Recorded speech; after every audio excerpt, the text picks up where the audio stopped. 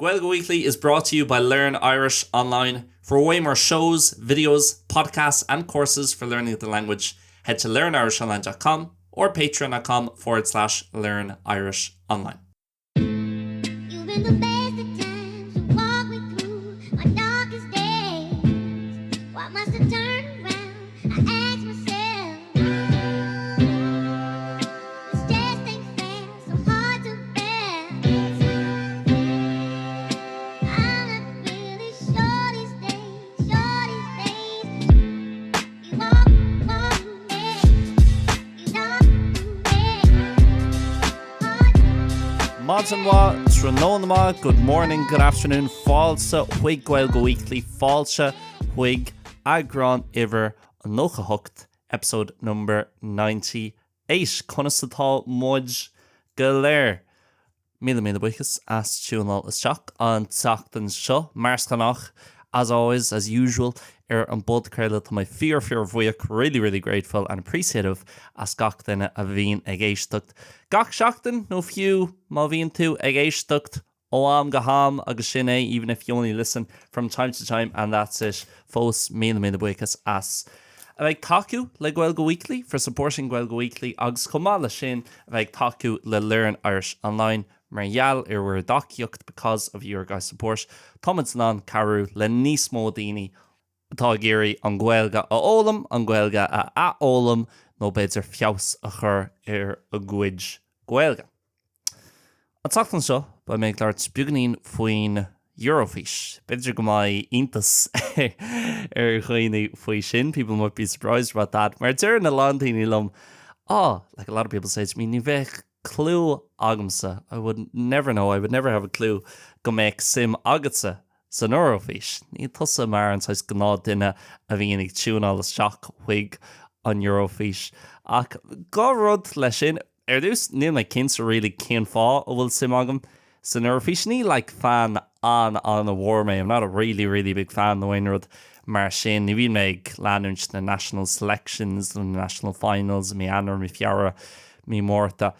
Ach, an teachtain a bhíonn sé siúil is matlam, stoch is matlam é a leanúint beagnaín, ach níos mó na éonar eile is matlam sí síos agus féchans na bouty leat. So I like to sit down and watch the semi-finals, más féidir them, if I can. Ach níos mó ná sin féchans an Grand Prix mar a d'eireann Marcy Whelan. A bhíonn an tráchtart RTE is Marcy Whelan, who does be on the commentary on RTE, says on Grand Prix the final, an bouty ceannis an sin an Saturn. Ach an dara rud, ceapam a lán daoine bin simacu san Eurofis nó leid bíonn siad ag féchans agus ag buint taithne bheas gach bliain. Ach just the matlo rá le daoine eile. They don't like to say it to other people, but they do sit down and watch it and enjoy it. Mar an sin bíonn tú ag labhairt le daoine an lún, an mórt, le leitheanta seo, Dhéag tar éis an bhouta ceannis, Dhéag tar éis an Eurofis féin straight after the Eurovision, straight after the final. Agus a gcónaí bína is ag daoine, like hatan an tower an sin lom, hatan an tower an seo lom, near hatan ó bhíonta serm faoi sin, faoin vótáil, I like that song, or I like this song, or I was surprised about the voting, and it's kind of like, I thought you weren't watching it. Ceapna sin nach raibh tú ag féchans So I think more people be níos mó daoine ná mar cheaptar ag féchans arás an éireann, agus timpeall na Europa, mar arís beidir an éireann, like, factor it's seen beidir as a kind of guilty pleasure and a thing that's not cool anymore, rud nachhfuil cool ní smógs, guilty pleasure, mar deirfá I mBéarla. Ach, timpeall na Europa, around Europe tá dearcha difriúil acu dar lumsa, in my opinion, mar a lán san na tíortha eile, bíonn siad ag seola artist nó aránaí an bhór agus an na cháúil sa tír sin. So a lot of the countries, they send, a really big artist or a really big name from their country. In éireann, like Seachas beidir Nicky Byrne, 10 million ó hin, apart from Nicky Byrne about 10 years ago, níl aon duine seolta agin, nó aon duine cháúil seolta agin really gotí an Eurofis. I mí fiabhar mí mórta, nar a hagan sé amach tá éire chun an duine seo a cheola Ireland's going to send this person. It's like bíon ort Google a dhéanamh, cuirteach Google, a Google search a dhéanamh chun fáil amach céhíd, who they are. Agus tá an difriúil na tíor heile beidir Margheall sin ní bhíon muidse ag déanamh ar bhá Cumála sin beidir bhí mé gglaart sa Gnáthleagan mad, and I was speaking on the full version or the normal version of the podcast this morning. And mar hampla mátá airsis as an Gearmán agus churann an Gearmán iad san ará chun ionadíocht a dhéanamh son na Gearmána. So if Germany sends, let's say, someone forward to represent Germany, seans má hána féin ba siad anna cháúil sa Gearmán, no whatever, Peitir atá ann, whatever country it is. A chomhpháirtíocht sin sa Fólan san Ostar I Public na Czechia. So in Poland, in Austria, in the Czech Republic. I know you're not meant to say that now. It's Czechia now, isn't it, Captain? Arenas Public na Czechia. Tá me se sách sean, I'm sure. Tá my old school. Mar Déanta. Like the snáts na sin by Siarsúils radio. Agus chance má go mai aithne ag na tíortha sin agus aithne ag muintir na tíortha sin an airsis sin an aránaí sin hána féin. So good chance they'll already know that airsis in neighbouring countries or certainly in the country where they're representing. So an tír in a bhfuil siad ag déanamh an na díochta an sin. So they do take it more seriously and have a different viewpoint on it. They see it as a proper song contest. Bín siad san ag fécinn sér mar like fear chomórtas aráníochta. And I think in Ireland and over in the UK, where often they do even worse than us in Éireann, agus hall sa réag Déanta áit te gan bín siad san ag déanú níos massa ná moille. I think we're always blaming not doing well on different things and voting systems and politics and políocht agus, on chóras fótála, rudí mar sin. But at the end of the day, we don't send any big names. Think of the UK, mar hapla. For example, the United Kingdom on réag Déanta. Think of all the great names. They have Chris Martin, Adele, the Arctic Monkeys, or Kasabian, or Dua Lipa, or whatever. It's come at amazing like dumsa. Da méachurm tír amháin a fiochu, agus ní rá mé an éisteacht le aon cheol ó aon tír eile seachas an tír sin. Rá nóchan gan dabhas an réag Déanta, I would 100% select the UK. But who have they sent? They sent Blue one year and Blue did fairly well. Cheoltaí Blue bliain amháin agus rinne siad go maith. So ceapam ní cheart go méid iontas in Éireann agus cumála sin orthú hall sa réag Déanta nach bhfuil muds, nach bhfuil siad san ag déanú go maith. Mar a rís tá cultúr anna difriúil agus dearca anna difriúil a very different outlook acu timpeall na Heorpa agus an mór here on the continent mar a déirtar. So I wasn't really surprised we didn't do well. Ní rá mór an iontas or nach níarna muds roá. The song was okay, but not great. Bhí an tower on sochmach, ní rá say roá. But anyway, yeah, I suppose before getting into the songs in this year's competition, Riv Lauert faoi na Harán Sifriúla agus an Comórtas I féin im lína. I guess one of the other reasons I like it is the language element and the kind of different countries around Europe all being represented there. So na Tangacha agus na tíortha Sifriúla an sin in áit so on. There's something cool about that. Different countries, different languages, different styles of music from different countries because, a rís níla cera nó chuig sais hobbies nó sim agam sa saoil. Is maithlam ceol, is maithlam podcrailtaí, is maithlam Tangacha, is maithlam F1, Formula 1, agus is maithlam an bhfuil éon rodile? Níl sam an bhfuil éon rodile. Is maithlam a fust, mas rudaig ar cathbhaimsere nó sim le é sin, if that's a kind of specific interest or a hobby, I don't know. But those are the things that I like. So an sin is doch a cean, well, actually, gach cean sin na rudí sin, bíonn siad le feiceáil go mór ag Eurovision. So tá na Tangacha agus an sin go háirithe mlíana bhí a lán áirán nachráid Déanta I mBéarla agus bhí si Déanta Tangacha friúla sa Frankíis, sa Fólanis, sa Latvian, sa Chuideatanga, Hebrew, an Spáinis, an Adális, ní rá in Gaeilge, ar nói, ní rá Gaeilge le clostal in Áirán san Eorfís ó 1972. Yeah, I think it's been since 1972 now. There's not been a single word of Irish in any of Ireland's Eurovision entries. Bliain amháin cheolma Drodagan, trí bheán an Gaeilge. Be ceart dún é sin a dhéanamh dar lumsa agus Áirán a cheolú trí bheán an Gaeilge to send a song in Irish, but that's a discussion for another day. Sin córa le haid lá eile.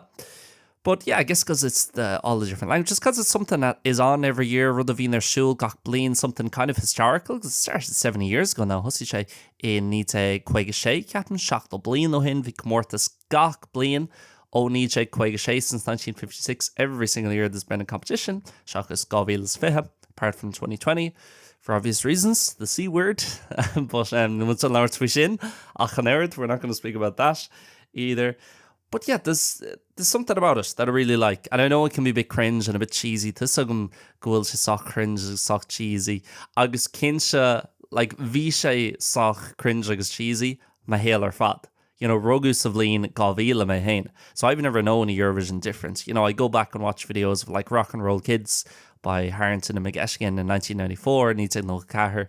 Paul Harrington, Charlie McGeshigan, Captain. Hannacha of the Erhuags at all her, Toshid Fosbio. They're still alive. Agus bí me féictar sin agus tá sé có-difriúil agus có-stripped back agus, you know, just faoin na harán amháin agus sin is cuma aon rud eile. It's just about the songs, nothing else, and there's no big staging. It's very kind of laid back. Tá sé agsúla fécinn ar an Late Late Show. Tá sé có-beag sin. It's like watching the Late Late. It's such a small stage and audience agus mar sinja and so on.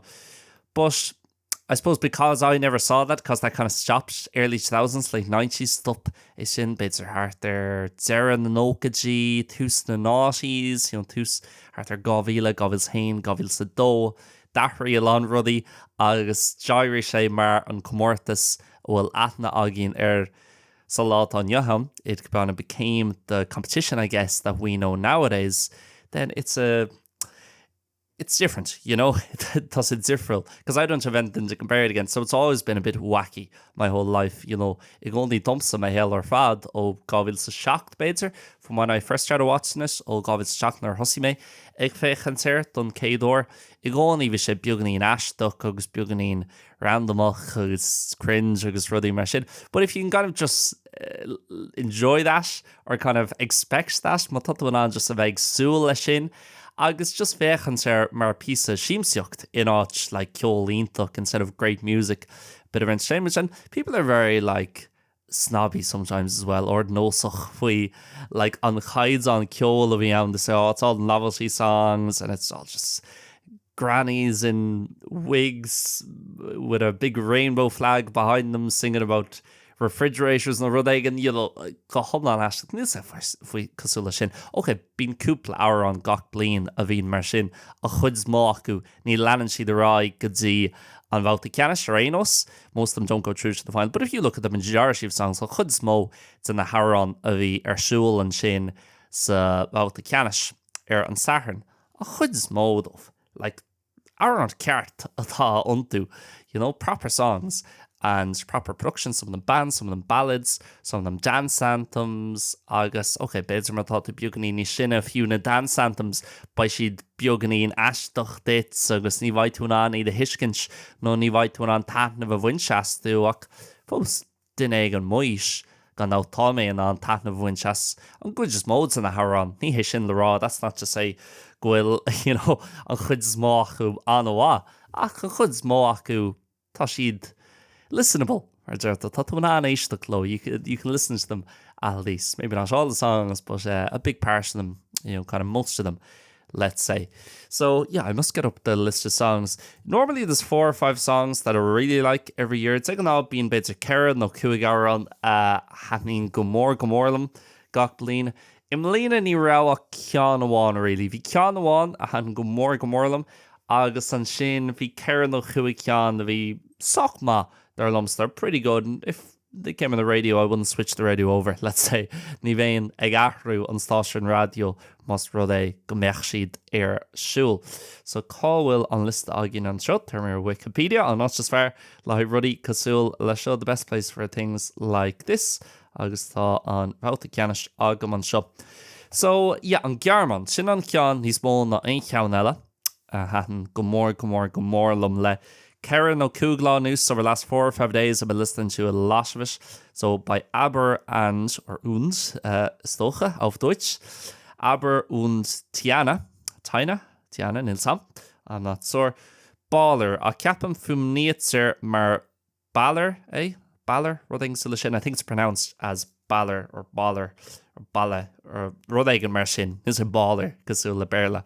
Bhí sé go homlan auf Deutsch, bhí sé go homlan tríomh na Germanische, is completely in German.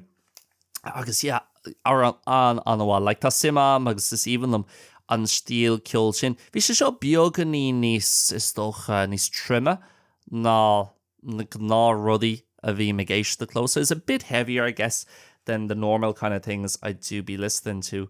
Ach in láir tá sé curtha inis agam my playlist ar Spotify. Don bhlíonn seo, I've kind of one playlist for every year, tá playlist bháin agam le gach bliain ar Spotify agus gan dabhas by sé my Spotify raps ag deire na bliana up there in the top 5 or top 10 songs mar tas an bhá. Le lán daoine ceapam monarás or muna bhfuil sé closta agat go dtí seo bheabhanar dhéis agus chéan tú chun éisteacht leis. Seans má nach go bhfuil sé on tá na leat, so good chance you probably won't like it or won't kind of appeal to you too much, mar tá sé anna says dancey, ní techno atá an ach an náut an a chluster I globby song that you would hear in a nightclub rather than in the supermarket or in a cafe or even in a bar in áts tachtárhanna nó bíalán nó cafe nó olawarga nó áts mar sin. Ach hauir an bhá bfuin me taithnas níl clú agam cén cíal atá leis na lyricí, so má tá na lyricí fu rud ag an uafásach brother mar sin if the lyrics are about something terrible. Sorry, I don't have a clue what the lyrics mean. I don't speak much German, very little, even though I studied at school. Going near my stadser an German or Germanis school. Níl mór an Germanis agam slá tá neamhain. But yeah, really enjoyed that one. And it's been the one I've been listening to over and over again. So when my sort tatnamh as an gceann sin, agus the Gaeilge leis ríis is ríis agus yes, smallam house, smallam disco, smallam drum and bass, liquid drum and bass. Orintha is toch an tech house atá an leis an tún sin níl sam. Beidir mar ealar sin. Tá níon sé níos móla. Maybe because of that I like it more. The fact that it's tough to put a genre. Tá sé exactly really chun genre a bháin a chur air agus ra techno atá no house atá no dance atá tá sé sam electronic an dát electronic for sure ach níl sam. Bí ceart it's éisteacht leis agus seans má nach bhfuil sé chun sais tá go mór leat. Maybe it's not gonna appeal to you much, but at least you can see what I was listening to or what type of music I liked and enjoyed from this year's competition. Cén sais ceol a hatan lum agus cén sais ceol a bhfuin mé taithneamh im lína sa chomórtas. Seach sa sin bhí cúpla ceann eile hatan an ceann ón rank. Lum, I liked the one from France and I was actually close to winning. Where did it finish in the end? Oh, 7th. I thought it was higher up. Cheap sé gra sé beaganí níos orja a chríne sé sa seachtú áit sa deire. So hatan ceann sin lum in na cín trí bhean hedálaise, so the ones in Italian or through Italian I liked because it was the first year where I could actually understand bits of them. An chéad bhlíon in around me in an chuid acu behiscint, mar eall gohfuil me ag fólam na hedálaise because I'm learning Italian at the moment. Agus bhí trí ceann in hedális im lína ar nói an ceann le San Marino ar nói an ceann leis an Idal ach freisin an ceann le Estonia. Níor hatan an ceann le Estonia lum ceapam níl sam actually an bhfuil sé féráilte gur féidir leat árán cosúla sin a chur isteach. I'm not sure is it really fair you can put a song like that in mar tá sé like ag magu tríd de streets faoi na dálaigh. Okay, bhí se anna catchy agus bhí an dása leis an mágus an character leis ach tá sé just ag magu faoi na dálaigh agus an cultúr atá fíor hábhaach den na dálaigh ar nó is daoine fíor ródúil iad na dálaigh. The Italians very proud people, very proud of their culture and rightly so. It's a very cool culture on the cool atá mar chuna a bhí an sin fiú cúpla mío in his person who was there even just a few months ago. And it's a song like that. It's not in good taste, I don't think. For me, dar lumsa ní maith le mar an cosúla sin and bhfuil sé just say magu tríd de streets faoi cultúr na dálaigh. Again, it's easy to kind of make jokes, but it's someone's actual culture and it's important to someone. Tá sé tábhachtach like Dhéag. And I'm generally very kind of pro, you should be able to do what you want, and if people take offense to it, that's their issue. Be careful, it's péro dhéanamh agus an sin má thugan daoine offense má bhfuil daoine sásta le rud éigean cosúla sin. Well, it's cuma, sin vibe atá acu. That's a kind of problem that they have then and something they have to deal with. Sin rud a chaithí siad san dul in leis.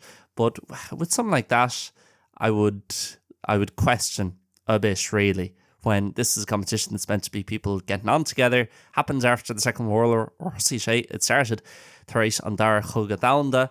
agus gur féidirlinn teach le céile agus bhfuil rud nó go agin galéir that kind of links us, that unites us a churchin nasc adrin galéir agus sin an ceol. Agus an sin honna just a bheith ag an magu agus in mód beganín cinneoch dar lumpsin, a kind of racist way towards the Italians, for example. And imagine again if that was done about black people solely, though may fall hon a shin a yellow fui dini Gurma, fui dini Snafric, fui Nashinig, about the Chinese, for example, skill an differul a vech, and so can fall will say differul lie na hidalig. So in your hand say shinlum, really, egan on ni ra makes me no more on fui, I can sin vi meg eish the club buganin. Then stocha buganins and kindsa about the criticism of the exact on idol. Agus daoine san idal nach chusásta leis agus bhí me like, you know what, aon tíim live.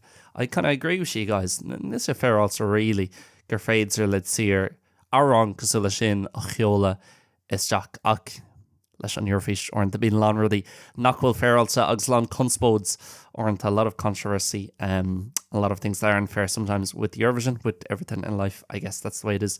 Cos le lán rudí sa bín sé mar sin ach chahan dá cheanella an cean leis an idal. Hadn't say gomorlam, hadn't say low actually go Hershid Foheadzil in Merla vi, you know, vi lan aron so chomortis Melina. There were a lot of songs in the competition this year that weren't in English, not rao in Merla, and I love that. Looking through the list here, okay, Achid Kian Norway in Merla, Achnia Shin Kian Captain Gulsishin on Rankish. I'm not fully sure. Luxembourg's entry, is that French? Yes, I think. On Rankish, on Shin Kian Snadalish. Okay, cean na mBéarla ach bhí sé an cean le Israel, bhí sé leat i mBéarla le sa Frankish agus an sin buganín Hebrew, cean Lithuanian, an sin cean sa Spanish, cean na mBéarla, cean na mBéarla, cean na mBéarla, cean Islanish, Icelandic, cean na Latvian, cean eile sa Rankish, cean eile sa Fionnanish agus sa Germanish, go leiscan, cean sa Nadalish. So ní rách beidir sa bhálta ceanish. Ní nó de aran go thomláin i mBéarla agus cheap misisigra se sin gohíntaach is fulam ansais concept, so this conceptual, this idea that one day English is going to be, everyone's going to speak English and it'll be this one common language is fulam sin. I would not want to live in a world where that is the case, or Europe where that's the case. Near Watlam a bheith ag martal nó na chonaí in áit cos le sin agus in áit leis ansais situation sin in bhfuil gach duine in an Béarla labhairt agus, you know, ní chluistear teangach eile agus bíon teangach eile ag fáilbáis. No, is fuaila mé sin ceapan go sé fíorthabhach go mbíonn daoine ag labhairt sa Gearmánis, sa Rankish, sa Nadális, sa Fólanis, sa whatever, sa Rúsis, you know, teangach eile seachas an Béarla. Agus sin rud nach that nílam leis an Eurofish. That's something I don't like about the Eurovision, that it's hosted completely in English, being seed ag óstal gachrad gomhláin i mBéarla. I didn't hear too much of it this year because I watched the Spanish coverage, so they were kind of just what's the word, even in English when you're kind of narrating over something, I suppose you're just doing the translation, or the not the jobs but the live translation on tascán bio is dócha agus bhí siad ag déanamh uireachtáin é sin a dhéanamh, you know, gach focail an sin a gachrú ó bhéir agus an Spáinis, so bhí sé sin go deas. Ach, yeah, like blionntó hin rinne siad gachrad sa Rankish agus i mBéarla agus rinne siad, you know, an Fógra or na Fógraí. So Dhéanga, they kind of did all the announcements in the two languages. They don't really do that anymore. But then again, they said a lot of things in Italian and a few things in German, because obviously those languages are there in Switzerland, being the Tangaka Shin, an Shin san Elvéis. So I know, but that's one thing I liked, that there wasn't many songs completely in English. Or no, I thought, you know, Anric Déanta agus Beidir Malta agus cúplát eile éire ar nó le Béarla chun teangacha, well, chun árán le Béarla agus céad fangéad i mBéarla a cheola. Ach fiú an sin tá Maltese acu i Malta do Gaeilge agin in éireann cin fáil nach bhfuil níos mó árán seolt agin éasca Gaeilge níos an beidir an bhliain se thugann mar eall bhfuil níos mó rudí ar siúil is saoil na Gaeilge, more and more things going on in the Irish language sphere, more and more things being made in Irish bhád níos mó rudí déanta inis trí bheán na Gaeilge. So beidir an bhliain se thugann nó gceann cúpla bliain támans chun árán trí bheán na Gaeilge a cheola. Fang of Ekmage, let's wait and see. Who knows? Might be me. Maybe I'll be there singing. Highly unlikely. Who knows? You know, ní lis again, yeah. But yeah, those were the ones really that I liked. What else? Netherlands I thought was decent. An Ísiltír, Chap mé grásig go má. An ceanna an Spáin, bhí sé ceart glór. Ceanna an Ucrán, hadn't sé lum, agus dá arm pieces le piece. You know, it kind of grew on me bit by bit. Didn't really like the UK's one at all. But that's most years their one isn't very good. Chuid's modes and need. Well, we can anwa acu cúpla blino hin le Sam Ryder. They had a very good one at Sam Ryder a few years ago and they almost won it. But bhíog nor bhuaisíd. An Nionlan near Hans Gomorlam didn't really like Finland's. Sweden's and they were the favourites. Hjapgrach dina grau an Toulon hon Buchens. I think they might have been 5-2 or even 3-2 to win. Kugadol. 3-0 on Buchens, and then where did they finish? The end 4th, 5th, maybe. Where are they here on this list? Sacharoats, Chugawats, Beidir, Sajar, yeah, Sacharoats in 4th place. So Vientas on downer nach Njarna Sheedson, Nice far. I liked the song, but it was a bit gimmicky as well. So Hatton on Tower on Lawn, McBugling gimmicky. And you know, could you make probably not? You couldn't make the same arguments as I was making with the Estonia song because Sweden and Finland they were kind of making it about their own culture. Vishid, you know, Eglaurtsig Sakanu. When the Gulter Hain, so it's a bit different in that case. That should be different. So Chas Shin, because I think the song was half Swedish, half Finnish. Was it? Getting grow on Tower on La, so Solanish, agus an Shin La. So Vionlanish, Achnime, Cade Fungade, Kinsa, Fui Shin. I'm not 100% sure about that. And the French one, I mentioned that, didn't I? That was probably my second favourite. Latvia. Latvia was a bit mad.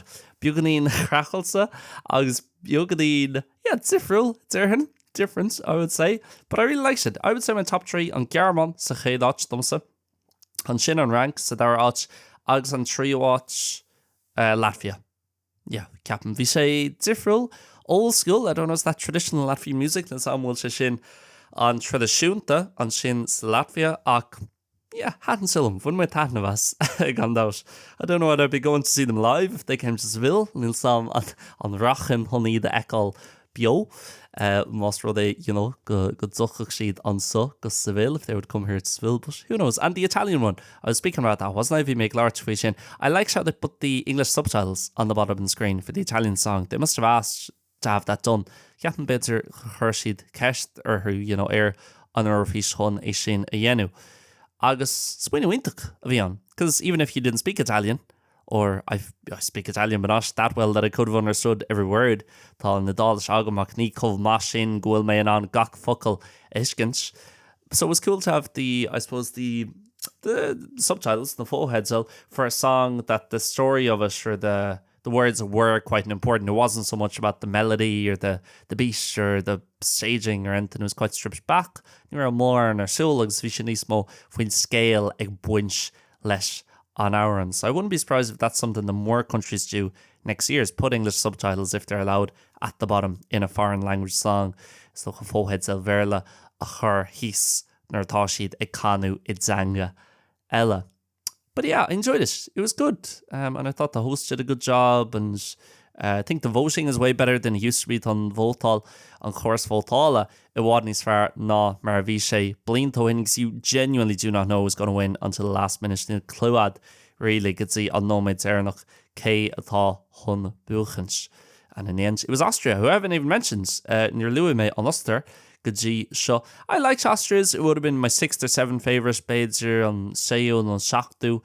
Gian is Farlum. Yeah, Vishkama, I liked how it was black and white. Johan Silum Grause, Dulvags Bon, and amazing voice, the guy who sung on Lad Chan Vi got Duch Redze Ega. But it didn't blow me away. It didn't really capture my attention. Even when he performs again after winning at the ends, Nervise Arisha Kanu, Exera, Thresh Avuishe. I was like, geez, I kind of barely remember this one, which probably showed it didn't stand out too much during the actual show. And Nimalan really cuimhnú an gceann seo roá, so chance ma like nor cheasté amach that it kind of didn't stand out as I was watching for the first time agus mise ag féchans don chéad or. But yeah, I guess it'll be in Austria next year in Vienna or Graz or somewhere by Sirsúl San Uster an Blin Shogun, na Vienna, no Graz, no Átkins mar sin. And who knows, hopefully we might have a better song ourselves or a song Ascoilga. Fango Vekmid, let's wait and see. I wouldn't hold your breath. But yeah, that was good. I really enjoyed watching it. And yeah, I think every year on Gaeilge Weekly so far, in the two years and 1 month of Gaeilge Weekly, linn, agus míomháin to Gaeilge Weekly, I've always spoke a bit about Eurovision and done an episode, or at least half an episode on it after the final, tar éis an bhfuil the ceannis, leat well, episode umná, no beidir leat episode Déanta agam an gcomhpháirtíocht gach bliain, so bhíorn an tradiisiún sin a leanúint. And as I said, it won't really be, I'm not that big into it. Gafa shin that I'll be following it now in the host selection and different Eurovision news until next year. It'll just be next, whatever, in 51 weeks' time. Gan chuige hain sachtan by me speisialta agus I'll tune in and won't have a clue what any of the songs are or what countries are taking part and what countries aren't in each semi-final. Levi Cloan, Kent Sirha, Dhéag Glachu Port, agus Kent Sirha, Dalbedzer sa Chéad. Bhóta le ceannis agus an dar bhóta le ceannis, but sit down and enjoy the songs, enjoy the music. It's always better music than people say. You go only tá an cheola wadnís fear ná mar dzeran alán dhaoine. And yeah, I suppose guilty pleasure atá ann dumsa. There's something I quite like about it and that it's still on after all these years. Go sé fóstar siúil tar éis na blianta seo, and hopefully it'll be on for a long time yet, in my opinion. In my hermse ceapan go rodíntach a bheith chaun, tá méid sé fóstar siúil an fiche trocha caracha chuige seasca blian. But yeah, that's it for this week, guys, on the Leagan Ní Simplí sinné don sachtan so an Leagan Ní Simplí on the simpler version of the podcast. Hopefully you're enjoying the show and hopefully you're enjoying the better audio. Or I hope you have noticed it does sound better. I've been doing a lot of work on that. Tá lán obair Déanta agam sin, so le cúna sé tá sé bhan an. Níos mó taitnamh a bhaint as mo cho agus as gach episode of Gaeilge Weekly. Hopefully you can enjoy my voice and every episode of Gaeilge Weekly even more now with the better audio. Shame I can't go back and do much about the older episodes. Some of them don't sound good, I must say. A lá nach chuh níl cumaíonta chuthú, but that's okay. Bit by bit, brick by brick, piece le piece, agus céim le céim. I'll speak to you guys next week by my clarts live on Sachtan Shogun for episode number 99. Lai episode no agron ever on nochani slán agus bal.